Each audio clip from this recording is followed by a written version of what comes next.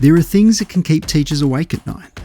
Conflict between students, teachers or parents, wellbeing red flags and moments of crisis. In schools, educators must respond effectively to these challenges in an ever-shifting landscape. In this series, teachers, school leaders and wellbeing practitioners take on curveball scenarios from everyday school life, and in the process, highlight positive approaches to wellbeing. I'm your host Mick Walsh, and this is Trials for Teachers. Hello, today I am again joined by Ash Dalton. Ash Dalton is a practice director and senior occupational therapist with Connected Kids. She's got great experience in working with students, families and support staff in early learning, primary and secondary school settings. Welcome again, Ash. Hello. How are you going today? I'm good, thank you. How are you? I'm very well. Are you ready? Let's get into it. Please note that the following scenario is fictional and any similarity to events in any real school context, past or present, is purely coincidental.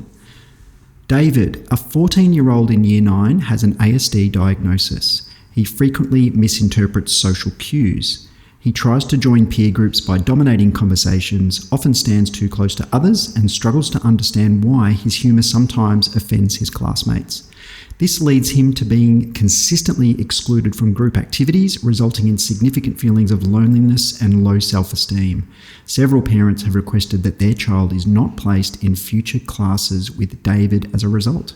So it's a bit of a tricky environment for David at the moment. Poor David. Yeah, in adapting to a Year 9, which is a difficult environment, full stop. Very tricky year level. There's quite a bit of research that suggests that it's really difficult for kids with an ASD profile to develop reciprocated friendships, and that this becomes a challenge the older they get through school. And I know, Ash, that you work a lot in sort of primary interventions to support someone, and clearly maybe that hasn't happened for David, and we get to Year 9. Yep. So what sort of support might you offer someone like him?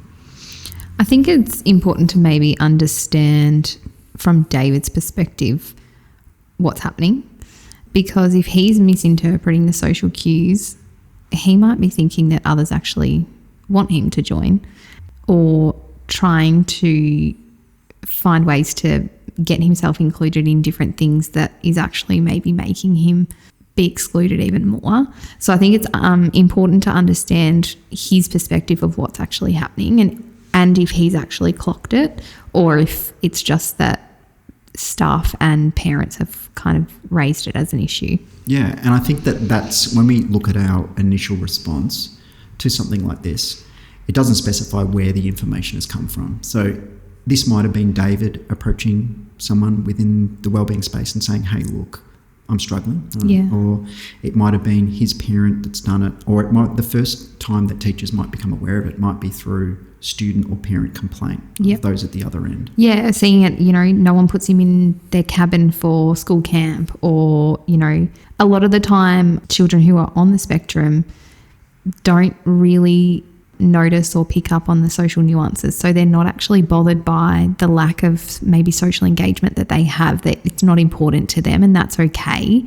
But their parents, it's really important to their parents, and so it's a really tricky balance, because if David is not actually recognizing that he's being excluded and he's not actually upset by it, but mum and dad are seeing it happen and they really want it to be a goal, it's a really tricky place as a therapist to go, how do we work on this? It's not important to him, but it's really important to mum and dad. We try to be client-centered and neuro-affirming. We want to follow David's lead, but then you've got mum and dad over here who really don't want that to be the case, Yeah, they just see a potentially a problem, and they want David to... Because they just want him to be accepted and they want him to be loved, and that's just a basic parent want and need. So there's no right or wrong from their side, but if it's not important to him too, it's really tricky. I think that in this instance and you've sort of highlighted that there, that listening to David is really critical, and hearing and listening from a range of perspectives is important. Yep. And pastoral care really is a perspectives game, in that sense that David's got a perspective on what he's doing and maybe what his desires are in terms of developing friendships or not. The students who are interacting with David have their perspective on the things that are making them uncomfortable, and clearly you've got parents as a sort of a second layer that have their perspective. And as you said, David and his parents might be completely the wrong on different pages. Yeah, or David is really upset by it, and the parents are kind of like, well, mate, it's okay, whatever. Just find your people later in life. It can be really different, and that's why that perspective taking as a therapist can be such an important thing, because we want lots of buy-in, get schools buy-in, get parents buy-in, get his buy-in, just to sort of have a robust picture of what's going on.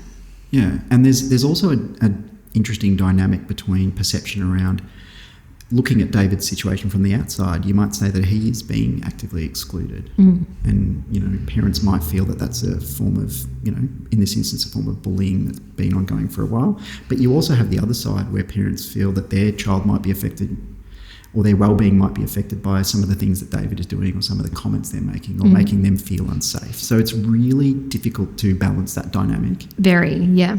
And I suppose in all of the discussions that you would have with families or David or with students, it needs to be that it's solution focused for everybody. Correct. Everyone can win Yep. in this situation, but also that those processes take time. So you can't flick a switch, can you? And David's suddenly a different person the next day. Exactly. And the new approach probably in the therapeutic world is to be more neuroaffirming in our practices. So what that refers to is accepting people for who they are. Once upon a time, there was this notion of everyone has to learn social skills to be typical, but the neuroaffirming way of practice is accepting people for who they are and saying to everyone, just because David has a diagnosis of ASD doesn't mean he has to be like Jack, Tom and Ben. He can be his own person, and he brings strengths to the table. He doesn't have to change to fit into our cookie cutter system.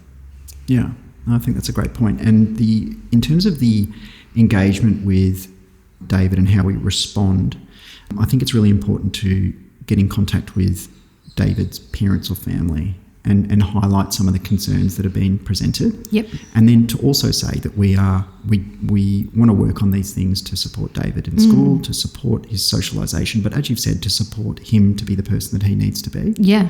But also there's a trickiness in responding to parents, and it's, as in this scenario, it says that parents have actively requested that their child is not placed in future classes, and it might be a phone call that they will ring and they'll say, look, I'm finding the situation alarming, I don't want my child with that person. Yeah.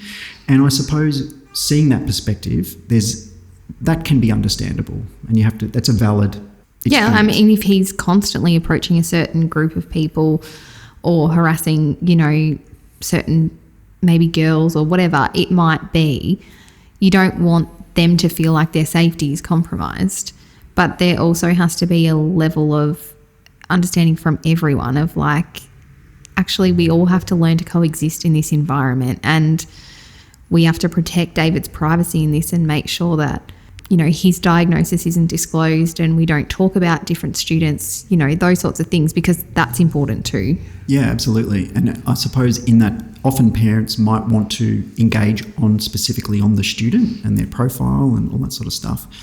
And I think that, one of my first points would be that we do have to ensure that this is a private conversation. I will not disclose any confidential information about David or his family.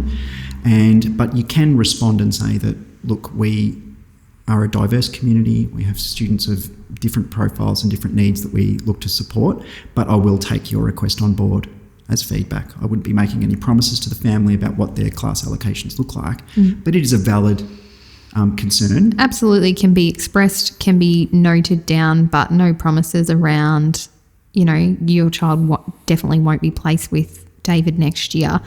I think it's important for kids to learn in their class groupings that the world is a diverse place, and we have to work with people that we maybe don't get along with that well.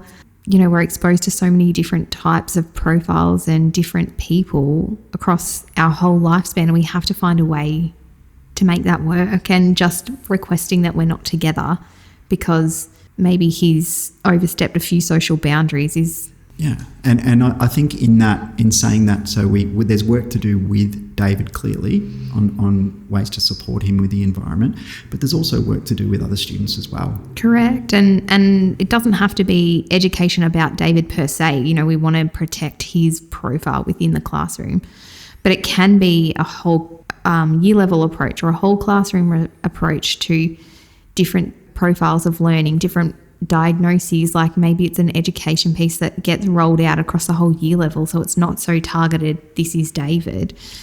But, we're trying to accept everybody. Yeah, and important in that is that students do feel safe and comfortable, and how they can respond in situations where they feel that clear personal physical boundaries have been overstepped. Crossed, yeah. Because students, we want to create a safe environment for all students, and we don't want to put them in vulnerable positions.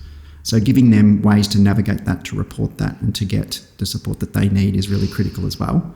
As far as the follow-up element with David and his family, and in terms of how we engage him, there's probably environments in the school that might be more potentially welcoming in a sense and give him a sense of connection to what he wants to do. Yep. For example, some schools have particular hubs where they run, lunchtime activities that are kind of structured, that add a bit of structure to the day. I think something that's moderated by an adult can kind of help David navigate that social interaction in an appropriate way.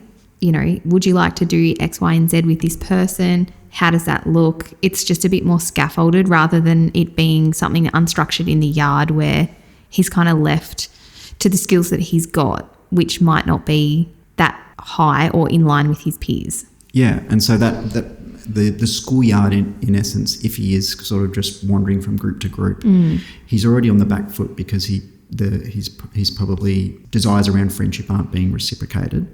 And so we need that structure and we need a safe space for him to exist. And it's also probably important, as you say, that there's people who know David well. And whether it's people running clubs or activities at lunchtime or recess or the things that he can opt into after school, those people begin to develop an understanding of David.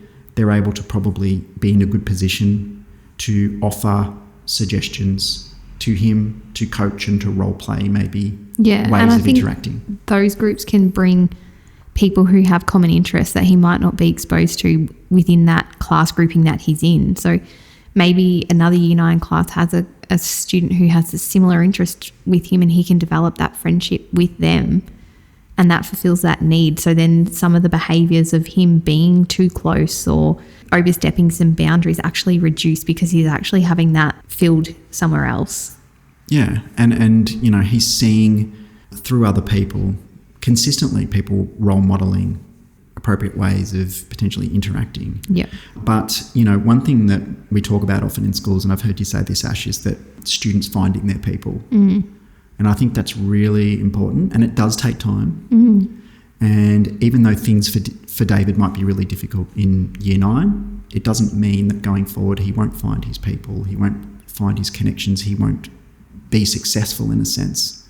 But he needs some opportunities in order to do that. Absolutely. And I think it's so important. Like in Year 9, it's a tricky year for everyone. You think that the friends that you have in Year 9 will be your friends forever, but realistically in the real world we all know that, like, when you go to uni or you enter the workforce, like, those relationships all change. And I think if I even look back at my own Year 9 cohort, I just think how different everyone looks. So there's so much growth to be had, and just because Year 9's a really tricky year for David doesn't mean every single year after is going to be either. No, absolutely. So there is a space for supporting David in finding a really positive environment for him to exist and to build positive connections and friendships. There's probably a space for role modelling behaviours, and that doesn't need to be done explicitly like, David, today we're going to learn about this. It can just be through conversation. It can be through in everyday interactions. Yeah.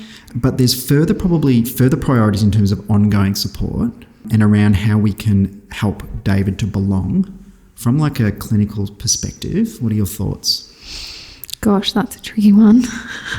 I think it's about him identifying in himself, like, what does he want? What does he like? And what's going to make him feel fulfilled? And then seeing if we can find a place where that fits, because that sense of belonging is so important. We know that we as humans need that to connect. But if you if you sort of are just a bit swimming around and you're not quite sure, then that can be a really tricky thing. So I think starting with him and identifying what are the things that you need to feel like you belong, and then brainstorming how we can make that work within the school community. That sounds fantastic. You handled that tricky question so well. That was a little left of centre. In terms of the transition support for David, as he moves through the school, again, that communication to the people that are going to be supporting him in a pastoral capacity is critical. And, you know, it's probably fair to say that there's some environments that might be consistent. So if David visits the library at lunchtime, the library will be there for his schooling journey. Yep. But also we've got environments that are a lot more dynamic as he moves into potentially doing senior classes. He's not with the same people each class. Mm. That can be challenging for someone like David, potentially. And then as the cohort matures, there's potentially social cues and things that he's still not reading at that point in time. The communication to staff around how to support David is critical. And so that at the end of each transition point, the documentation is clear. And as you've said, the things that David likes, the things that David enjoys, the things that sort of bring out the best in him are really important to highlight. Is there anything else that you think that in terms of support for David, and I'm probably thinking more of a family perspective in terms of working from home, because as you've said, family might not see that there's a problem. How do we bridge the gap a little bit between what David wants and what the family wants? I think it's just about always having that collaborative relationship between home and school and setting that up kind of early in the piece. You know, like if David has already started high school and he has that diagnosis, then kind of going, all right, this is, you know, we can absolutely manage this. This is no problem, but let's start this partnership so that we can always have an open dialogue and we can feedback things that might be helpful to work on at home. You know, we're noticing that he's standing really close to people. Can you work on at home? Maybe taking a step back, prompting him, you know, those sorts of things so that that relationship's always there. I think the other thing probably from a school perspective is managing those transitions where we know he's going to go to a new set of teachers. How can he have incidental exposure to the English teachers that teach year 11 and 12? How can he have incidental exposure to the teachers of the subjects that he's going to select so that they're not blindly unfamiliar and they do have a bit of a sense of his profile before he's getting there? Yeah, I love that idea about sort of establishing those predictable routines and establishing those relationships first up. So to do a bit of a recap of where we got to with David, it can be really challenging. We've got lots of different perspectives there. We've got his perspective, potentially family perspectives that might be different, other students and parents that are impacted by the behaviour. And we highlighted that listening to those perspectives is really important, but also protecting David's confidentiality and his dignity in that environment. And then as we support David, we talked about the idea of maybe engaging him in pro-social activities and things that he's interested in, and really having a sense from him about the things that he finds engaging in order to provide an environment for him. We talked about potentially how adults and structured environments in terms of activities for David might be positive, where he's not sort of, you know, feeling that he has to make things up on the go out in the yard. And we talked about the ongoing support being about engaging him to belong and engage within the environment, the importance of transition, and that last point, Ash, really important about how we can sort of pre-develop connections for him and pre-develop those routines. Yeah, I think it's, you know, we're always trying to build on those relationships that he's got within the school. Particularly if the social world is really hard, he's probably going to have great relationships with his teachers. That's a massive overgeneralization, but from my experience, that's probably what we would see. So you want to just open that up so that he's actually getting his bucket filled up by some positive interactions in the day. And if that's with some adults, then that's okay. Thank you, Ash. That was fantastic. So please feel free to contact us through our socials and have your say on this issue. And again, we're going to go with a wellbeing wind down. Ash, what have you got for us today? Again, another like kind of wind up, but I do love to sneak out in the middle of the day for a little coffee from Johnny, my favourite coffee in town. So just different environment. Reset, go and get a bit of caffeine. Let's go. And that is not a plug, by the way. The coffee is really good. And I'm going to go with something that from time to time, you might have new shows and things that you're watching, but just engaging in an old favourite, whether it's an old novel that you've read, whether it's an old favourite TV show, and give that a rewatch. I think feels like a comfy jumper. Yeah. Just going back to something that you know you're going to like, because there's it's always a gamble starting a new TV show. It is. So I'm going to go with that. Those are the things that are sort of filling up our buckets today. But thank you, and to all those people who hold the line in our schools, while you are all busy taking care of others, make sure to spare some time for yourself. Until next time, this has been Trials for Teachers.